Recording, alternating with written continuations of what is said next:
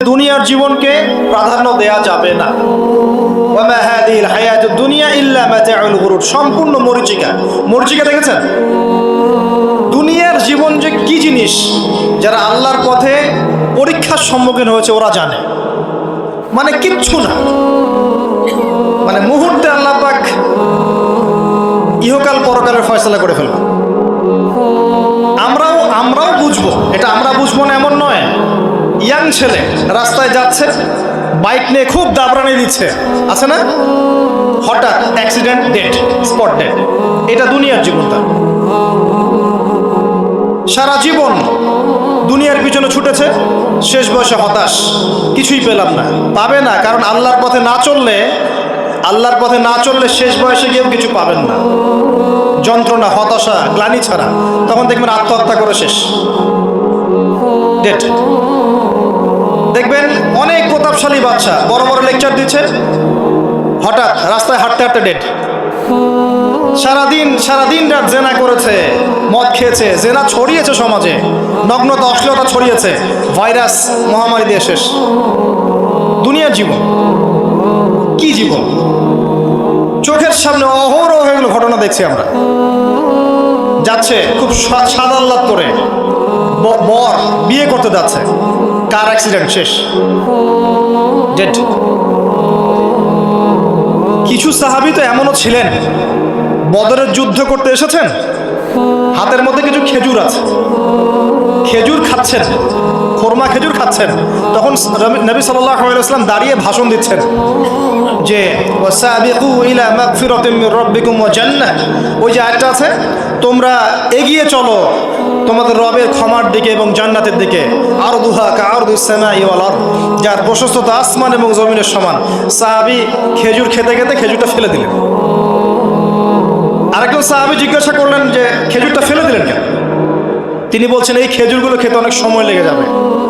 নবী সাল্লাল্লাহু আলাইহি ওয়াসাল্লাম এমন কথা বলেছেন, এটা শোনার পরে আমি আর এক সেকেন্ড নষ্ট করতে যাচ্ছি না।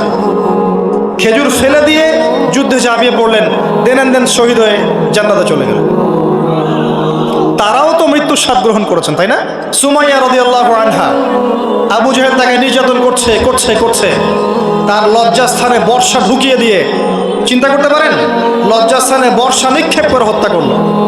সুমাইয়া রাদিয়াল্লাহু আনহা দেখতে কালো বর্ণের, চেহারা সুন্দর নয়, হয়তোবা আপনার মতো সুন্দর নয়, জান্নাতে এখন হাসছে ইনশাআল্লাহ তাআলা। তার স্বামী ইয়াসের, আবু জাহেল তাকে পিটাতে মেরে ফেললো, সে মারা গেল, শহীদ হয়ে গেল।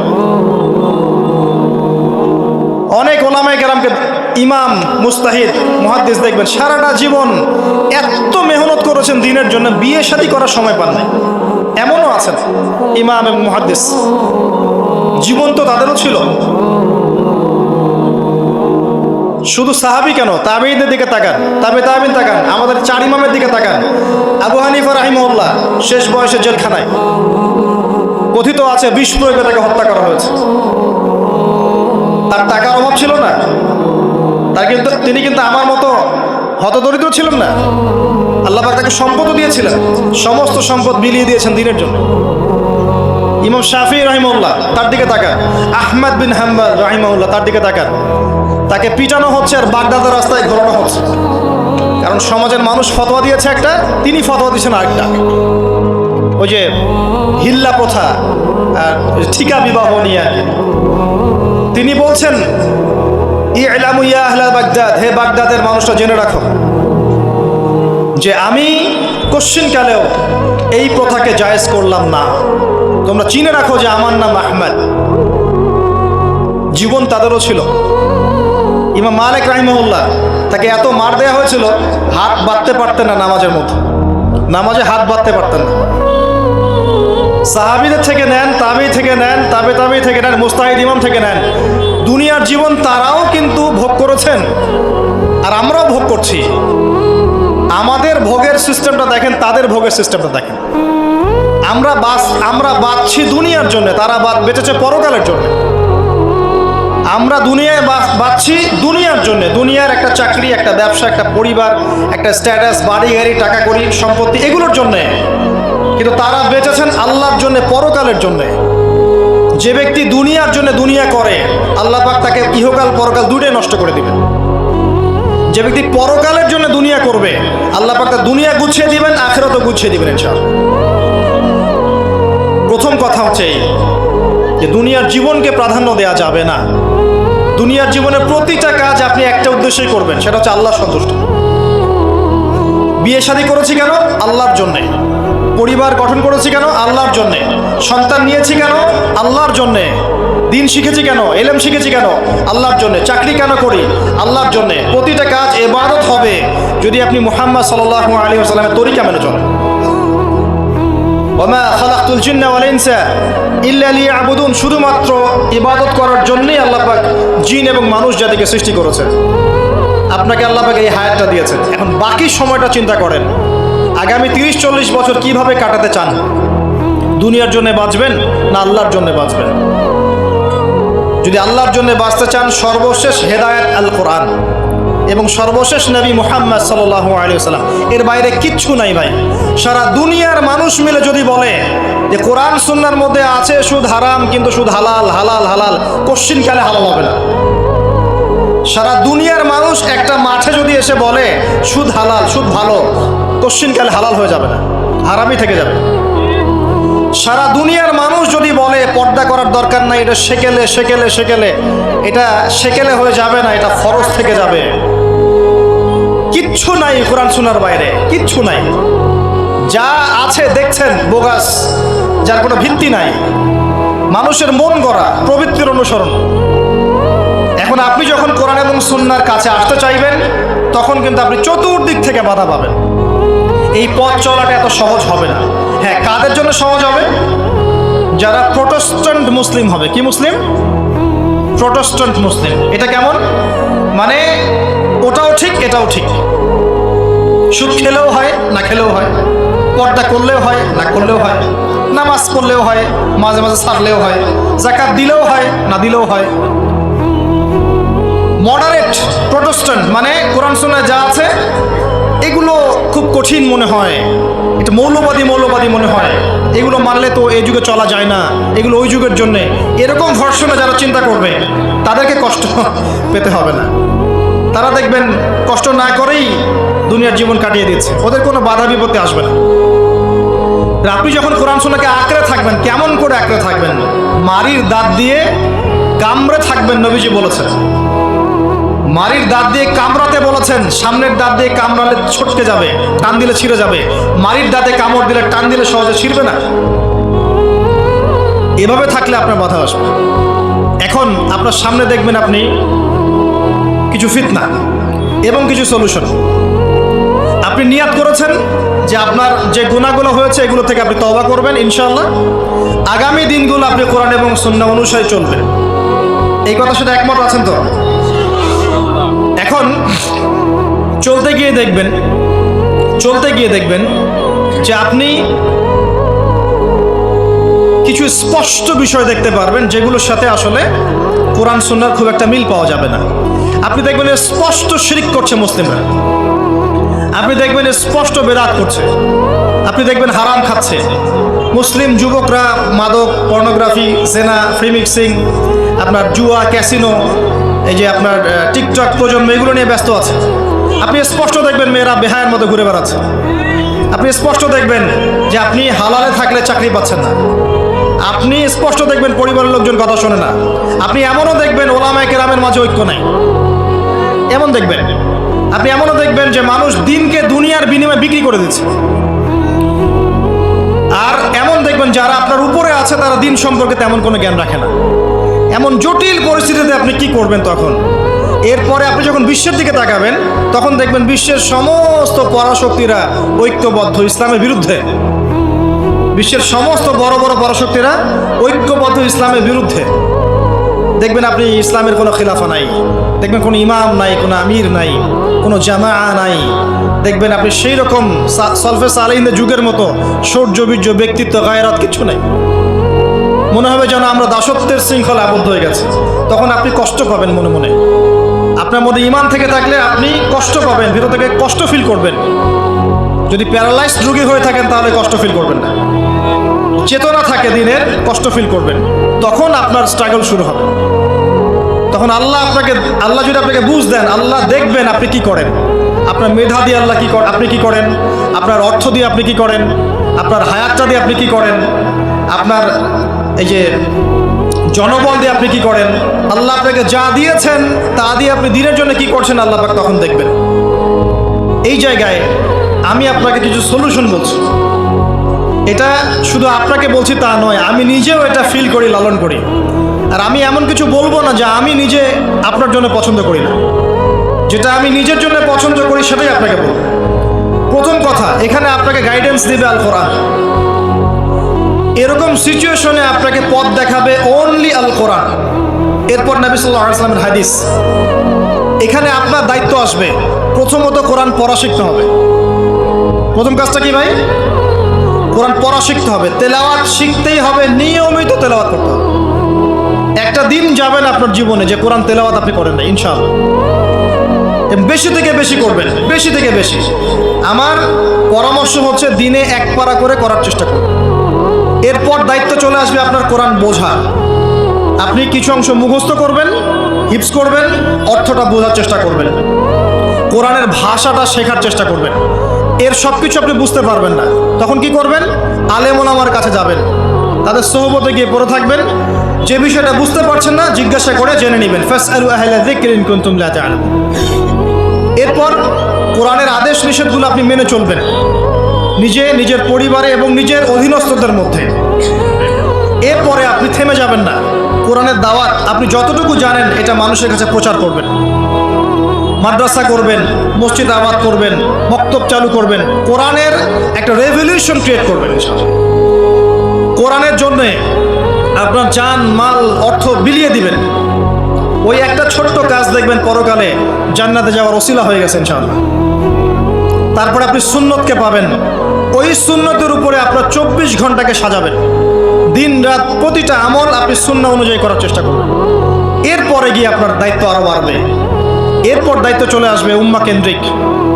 আপনার তাসকিয়া অর্জন করতে হবে, আত্মশুদ্ধি। আত্মশুদ্ধি অর্জন করতে হলে সবসময় পরকালের ফিকির করতে হয়, মৌতের স্মরণ করতে হয়, বেশি বেশি কোরআন তেলাওয়াত করতে হয়, এতিমের মাথায় হাত বোলাতে হয়, আপনার সাদাকা বেশি বেশি করতে হয়, মাঝে মাঝে রোজা রাখতে হয়। এগুলো করতে থাকলে আল্লাহর জিকির বেশি বেশি করতে হয়, আল্লাহর ধ্যান করতে হয়, আল্লাহকে ডাকতে হয়, দোয়া করতে হয়, আত্মশুদ্ধি অর্জন হবে। একই সাথে আপনার অন্তর থেকে হিংসা, বিদ্বেষ, এই যে গীবত, রিয়া, অহংকার, সমালোচনা, সংস্কৃতি দূর করতে হবে। মনের মধ্যে অহংকার, হিংসা, বিদ্বেষ থাকলে আল্লাহর নূর পাওয়া যাবে না, তখন তাসকিয়া অর্জন হবে না। আল্লাহর নূর না আসলে আপনি খিজির হতে পারবেন না, যে অনেক দূর পর্যন্ত দেখতে পারে। সূরা কাহফের মধ্যে ঘটনা পাবেন। আর এই শেষ জামানায় টিকতে হলে আপনাকে খিজির হতে হবে, দূর পর্যন্ত দেখতে হবে। শোনেন, দূর পর্যন্ত দেখতে না পারলে বর্তমানকে মনে হবে ভবিষ্যৎ। এখন যে ফিতনাময় পরিবেশে বসে আছে এটা বর্তমান, এটা ভবিষ্যৎ নয়। একটা কথা বলেছিলাম বেশ কয়েক বছর আগে যে আপনার এমন একটা সময় আসতে যাচ্ছে যখন ক্যাশলেস সোসাইটি থাকবে, মানে কাগজের টাকাটাও থাকবে না। অনেক দিন আগের কথা। তখন কিছু মানুষ আমাকে বলেছিল, পরামর্শ দিয়েছিল এবং শুভাকাঙ্ক্ষী আর কি আমার। আর দিন দিন আমার শুভাকাঙ্ক্ষী বাড়ছেই আলহামদুলিল্লাহ, যে ভবিষ্যৎ বক্তা, তুমি হচ্ছে ভবিষ্যৎ বক্তা। আমি বলেছিলাম যে আমি যেটা বলেছি এটা ভবিষ্যৎ না, এটা বর্তমান। বর্তমান সম্পর্কে আপনার খবর নাই বলে বর্তমানকে আপনার ভবিষ্যৎ মনে হচ্ছে। এখন যা দেখছেন এগুলো বর্তমান, এগুলো ভবিষ্যৎ না। খুব অল্প সময়ের মধ্যে এই পরিস্থিতিগুলো দেখবেন পরিবর্তন হয়ে গেছে। আসেন, যখন ব্যক্তিকেন্দ্রিক কাজ শেষ হয়ে যাবে তখন আপনাকে উম্মাহ কেন্দ্রিক চিন্তা করতে হবে। তাসকিয়া অর্জন করে উলামায়ে কেরামের মাঝে ঐক্যের চেষ্টা করতে হবে। ঐক্যটা হবে মন থেকে। মন থেকে সবাইকে ভাই মনে করলে পরে ঐক্য হবে। যদি মন থেকে সবাইকে নিজের ভাই মনে করতে না পারি, মুসলিম ভাই মনে করতে না পারি, ঐক্য হবে না। যদি আমি মনে করি আমি জান্নাতের ডিলার, তোমার লিজ লাগলে আসো নিয়ে যাও, ঐক্য কখনো হবে না। অনলাইনে যাবেন দেখবেন সারা দিন কাদা ছড়াছড়ি। আর এমন এমন বিষয়গুলোকে নিয়ে আমরা কাদা ছড়াছড়ি করছি যেগুলো নিয়ে কথা না বললেও পরকালে কিছু যায় আসবে না ইনশাআল্লাহ। এমন এমন ইস্যু নিয়ে আমরা কাদা ছোড়াছড়ি করি, যেগুলো নিয়ে কথা না বললেও আমার জান্নাত জাহান্নামের ফয়সালা হবে না ইনশাআল্লাহ। এগুলো ওই বিষয় নয়, মৌলিক বিষয় নয়। আর আমরা যখন এগুলো নিয়ে ব্যস্ত থাকি, ইসলামের শত্রুরা দেখবেন ইসলামকে দমন করার আরও 10 ধাপ এগিয়ে যায়। আমরা ইন্টেলেকচুয়াল হতে পারছি না, ঐক্যের চেষ্টা করতে হবে, যার যার জায়গা থেকে করতে হবে, এবং মিসাল দৃষ্টান্ত নিজেকে স্থাপন করতে হবে যে নিজে যখন সবার সাথে মিশবো তখন দেখবেন মানুষ রিসিভ করে নিবে যে হ্যাঁ উনি সবখানেই আসছে, উনি সাম্প্রদায়িক চিন্তা করছে না। বিষয়গুলো হচ্ছে উম্মা কেন্দ্রিক চিন্তা করতে হলে ঐক্যের বিকল্প নাই। আর এই রেসপন্সিবিলিটি আমার মতো দায়ীদের নয়, মূলত এই রেসপন্সিবিলিটিটা হচ্ছে মূলত ওলামায়ে কেরামের। তারা যখন একত্রিত হবেন, ঐক্যবদ্ধ হবেন, তাদের মধ্য থেকে দেখবেন একজন আমির বের হয়ে গেছে, এবং তিনি যখন নেতৃত্ব দিবেন তখন জনগণ তার পিছনে তাকে ফলো করবে। ধর্মতাত্ত্বিক নেতৃত্বের কথা বলছি আমি। ধর্মতাত্ত্বিক নেতৃত্ব কি পলিটিশিয়ান দিতে পারবে? কারণ পলিটিশিয়ানদের কাছে কি ধর্মের সব জ্ঞান থাকে?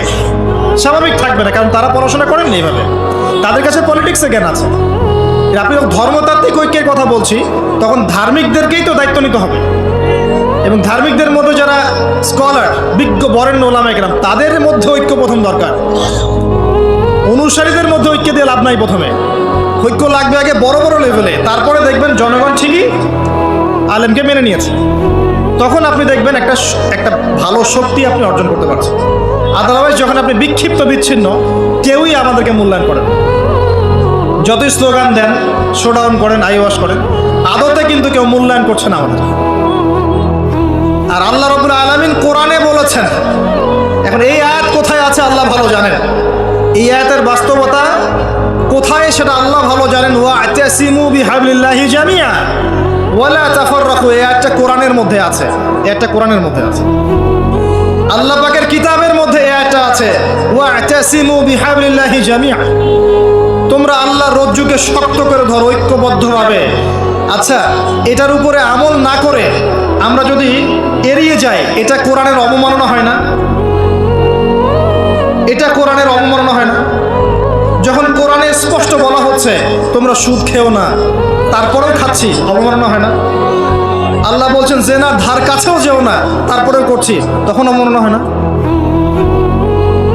আমরা মানে আবেগ প্রদর্শন করার চাইতে বিবেকবান হয়ে কাজগুলো করলে বেশি ভালো হতো।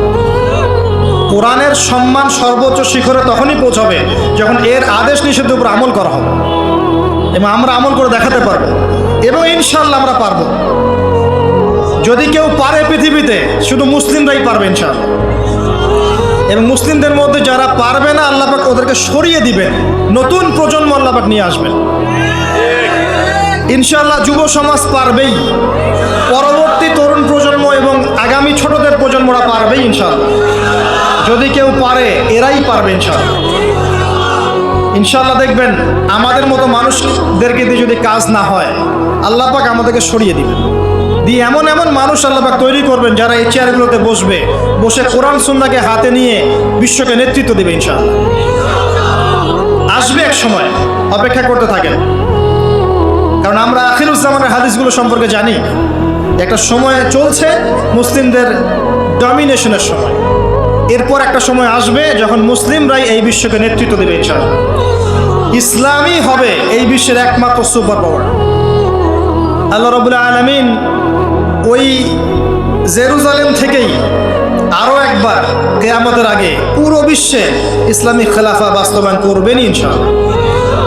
এটা প্র্যাকটিক্যালি আপনার আমার কিছু কাজ আছে, ইলম অর্জন করা আমাদের কাজ। আমাদের এত বড় বড় কাজ নাই, আমাদের যতটুকু সামর্থ্য এতটুকু কাজ আছে। আমাদের কাজ আগে ইলম অর্জন করা, আমাদের কাজ জানা অনুযায়ী আমল করা, উলামায়ে কেরামের সাথে সম্পর্ক রাখা, মাদ্রাসার সাথে সম্পর্ক রাখা, জ্ঞানের চর্চা করা, হালাকাগুলো বাড়ানো, ইমানের চর্চা করা। আমাদের কাজ পরিবারগুলোকে সংশোধন করা। যদি কথা না শোনে ছেড়ে দেন, একক পরিবার গঠন করেন। বুঝাতে বুঝাতে যদি দেখেন যে আপনার পরিবার লুতের স্ত্রীর মতো হয়ে গেছে, বা নূহ আলাইহিস সালামের স্ত্রীর মতো হয়ে গেছে, তার ছেলের মতো কথা শোনে না, ছেড়ে দেন, আপনি আলাদা থাকেন। তাও ইমানের সাথে আপোষ করেন না। আসহাবুল কাহফ সমাজ পরিবার সব ছেড়ে দিয়ে চলে গেছে, চলে যায় না? সব ছেড়ে দিয়ে চলে গেছে। যখন কেউ কথা শোনে না, একাই থাকতে হয় আল্লাহর রজ্জুকে ধরে। আল্লাহ পাক ইব্রাহিম আলাইহিস সালামকে বলেছেন, তুমি একাই একটা উম্মাহ, ইব্রাহিম তুমি একাই একটা উম্মাহ। তো আমাদের কিছু কাজ আছে ভাই, ইমানের চর্চা করা, ইলম অর্জন করা, ওলামায়ে কেরামের সোহবতে যাওয়া, তাজকিয়া, আত্মশুদ্ধি অর্জন করা, অন্তরে আল্লাহর নূর পাওয়ার চেষ্টা করা, বেশি থেকে বেশি ইবাদত করতে থাকা, সময়কে মূল্যায়ন করা, সময়কে মূল্যায়ন করা, জীবনটা গুছিয়ে নেওয়া। কারণ আমি এখানে থাকতে আসিনি, আমি আপনি এখানে থাকতে আসিনি। আজকে থেকে 50 বছর পরে, 100 বছর পরে এখানকার একটা মানুষও বেঁচে থাকবে না। এখানে আমরা বসে আছি যারা, কেউ থাকবে না, এই বিশ্বের কোনো নেতা থাকবে না। আজকে থেকে 100 বছর পরে এই ন্যাটো, জাতিসংঘ, হাবিজাবি কিচ্ছু থাকবে না। আপনি বিশ্বের যত পরাশক্তি দেখছেন এগুলো কিচ্ছু থাকবে না ইনশাআল্লাহ। এই পৃথিবীর যে মানুষগুলো এখন বেঁচে আছে 100 বছর পর কেউ থাকবে না। এখন মনে হচ্ছে এরাই সব, এগুলো সব না। 100 বছর, জাস্ট 100 বছর। আরে কিয়ামতের মাঠই তো হবে 50,000 বছর। কিয়ামতের মাঠ কত বছর? এই তুলনায় 100 বছর কিছু সময়? আল্লাহর কাছে 100 বছর কোনো সময় না। 100 বছর পর কিচ্ছু থাকবে না, কোনো আমি আপনি কেউ না, আমি আপনি কেউ থাকবো না। তো এই দুনিয়ার জীবনটাকে মূল্যায়ন করেন, গুছিয়ে নেন। আপনি জীবনের প্ল্যান করেন, আগামী 5 বছর আপনি কি করতে চাচ্ছেন, কতটুকু পড়তে চান, কি কি সনদ অর্জন করতে চান, কোন কোন বই আপনার পড়া হয়নি। আগামী 5 বছরের মধ্যে আপনার একটা ভালো জব দরকার, কি জব করবেন আপনি, যেটা করলে আপনি হালাল খেতে পারবেন। কত বছর আপনি বিয়ে করতে যাচ্ছেন এবং বিয়ের পর আপনি কিভাবে সন্তান প্রতিপালন করবেন। যখন আপনার বয়স 50 হবে তখন আপনার ছেলের বয়স কত হতে পারে, প্ল্যান করতে হয় জীবন সম্পর্কে। এবং আমি সেভ করব সম্পত্তি ভবিষ্যতের জন্যে, কিসে সেভ করব? আমি এমন সম্পত্তি যদি সেভ করি, জমাই, যেটার মূল্য সামনে গিয়ে কমে যাবে, তাহলে আমি ঠকবো। যদি আমি এমন সম্পত্তিতে সেভ করি যেগুলোর মূল্য বাড়বে, আমি জিতবো। জীবনকে নিয়ে প্ল্যান করতে হয়। এবং এই সময়টুকুতে আমি দিনের জন্য কি করতে চাই, দিনের জন্য আমি কতটুকু করতে চাই। আমার দ্বারা কি একটা মসজিদ করা সম্ভব না? আমার দ্বারা কি একটা মাদ্রাসা করা সম্ভব না? আমি কি একটা এতিম প্রকল্প করতে পারি না? আমি কি একটা বিধবাদের প্রজেক্ট করতে পারি না? আমি কি একটা মা বোনদেরকে নিয়ে সেলাই মেশিনের কোনো প্রজেক্ট করতে পারি না? আমি কি মানব সেবামূলক কিছু কাজ করতে পারি না? ছোট্ট একটা সামাজিক সংগঠন করতে পারি না? কিছু একটা তো করতে পারি আমি। আল্লাহ পাক কি আমাকে কোনো প্রতিভা দেন নাই? আল্লাহ পাক কি আমাদেরকে কোনো প্রতিভা দেন নাই? একজন আলেম হয়ে আমি কি 100-200 ছাত্র বের করতে পারি না? একটা বড় এমন একটা প্রতিষ্ঠান কি করতে পারি না যেখান থেকে বছরে বছরে মাশাআল্লাহ বিশ্ব বরেণ্য আলেমরা বের হবে? পারি না? কিছু তো পারি। আল্লাহ পাক কিছু তো শক্তি আমাকে দিয়েছেন। আল্লাহ পাক তো বলেননি আমাকে এখন অস্ত্র নিয়ে নামো মাঠে, বলেছেন? আমার তো পরিবেশই নাই। বাংলাদেশের মানুষ 90% মুসলিম বলছি আমরা, দেখবেন 80% নামাজ পড়ে না, দেখবেন 80% কোরআন পড়তে জানে না, যাকাত দেয় না, পর্দা করছে না, যুব সমাজের জীবনের উদ্দেশ্য ঠিক নাই, সারা দিন রাত অপসংস্কৃতি নিয়ে পড়ে আছে। এখন বেসিক কাজগুলো না করে কি আপনি বড় রেজাল্ট পাবেন? কখনো না। এই বেসিক কাজগুলো আমরা করতে পারি। এবং সবচেয়ে বড় একটা কাজ হচ্ছে আমাদের জায়গা থেকে উম্মার মাঝে ফাটল সৃষ্টি না করে ইউনাইটেড করার চেষ্টা করা যায়। আর আমাদের পরবর্তী প্রজন্ম, স্পেশালি এই তরুণদের প্রজন্ম, তরুণীদের আর আমাদের পরের ছেলে মেয়ে যারা আসবে, সোনামণি, এদেরকে আপনি আগামী বিশ্বের জন্য তৈরি করেন। এটা বড় চ্যালেঞ্জ। বড় বড় আলেম তৈরি করেন। দেখেন দিন দিন আলেমদের সংখ্যা কমে যাচ্ছে। আমার মতো নগণ্য মানুষকে যখন এই চেয়ারে বসে কথা বলতে হয়, তখন তো আমি বুঝতে পারছি যে আলেমের সংখ্যা আজকে কি অবস্থা। আমি তো আলেম নই, কথা বলতে হচ্ছে। কিছু মানুষ আমার কথা শুনছে, তার মানে বুঝতে পারছি আলেমদের সংখ্যা কত কম। বড় বড় ওয়ার্ল্ড রিনাউন্ড আলেম তৈরি করতে হবে। ইমাম বুখারীর মতো, আবু হানিফা রাহিমাহুল্লাহর মতো, আহমদ বিন হাম্বলের মতো কে তৈরি করবে? এটা কি আমার পক্ষে করা সম্ভব? একার পক্ষে করা সম্ভব? নিঃসন্দেহে একটা কমিউনিটি দরকার। সবার মাঝে দিনের ফিকির তৈরি করতে হবে যে আমার সবচেয়ে ইম্পর্টেন্ট জিনিস এই পৃথিবীতে আমার দিন, আল্লাহর দিন। এর চেয়ে ইম্পর্টেন্ট কিছু নাই আমার জন্য। সব কিছু পরে, দিন আগে। দিনকে এগিয়ে নিতে হবে, আমাকে চ্যালেঞ্জ গ্রহণ করতে হবে। এরকম চিন্তা ফিকির লালন করলে পরেই তো রেজাল্ট আসবে, নাহলে তো আসবে না। দেখেন আমাদের মতো মানুষ যারা আছে, এরা একটা জাতিকে নেতৃত্ব দিতে পারবে না। প্রবলেমসগুলো ধরিয়ে দিতে পারে হয়তো সর্বোচ্চ, সলিউশনে কিছু পথ বলতে পারে, বাস্তবতা হচ্ছে এই যে কাজগুলো জনগণকেই করতে হবে। আর এই যে একদিন আসলাম, একটা কথা বললাম, চলে গেলাম, আদতে কোনো ফলাফল নাই। একদিন আসলাম, একটা মাহফিল করলাম, যেভাবে আসছি এভাবে চলে গেলাম, আদতে কোনো ফলাফল হবে না। যদি হ্যাঁ এই কথাগুলো মানুষের মনের মধ্যে গেঁথে যায় এবং আগামীর পৃথিবীর জন্য তারা প্রস্তুতি গ্রহণ করতে পারে, তখন গিয়ে কথা বলবে। আসুন আইওয়াশ, শোডাউন এবং আবেগী জাতি না হয়ে আমরা বিবেক দিয়ে চিন্তা করি, উম্মার অবস্থা চিন্তা করি, বৈশ্বিক অবস্থা চিন্তা করি, ভাবি। বারবার একটা কথা বলি আমি, একটা দেশের মধ্যে সরকার, প্রশাসন, জনগণ, আলেম ওলামা, যুবক শ্রেণী, মহিলারা, শিশুরা, এরা সবাই একটা দেহের মতো, একটা বডির মতো। এরা সবাই একে অপরের পরিপূরক, একে অপরের ভাই, সবাই মুসলিম। এখানে কেউ কারো শত্রু না। আমরা যদি একে অপরকে শত্রু মনে করে ভুল করব, তখন আমাদের শত্রুরা সুযোগ পেয়ে যাবে।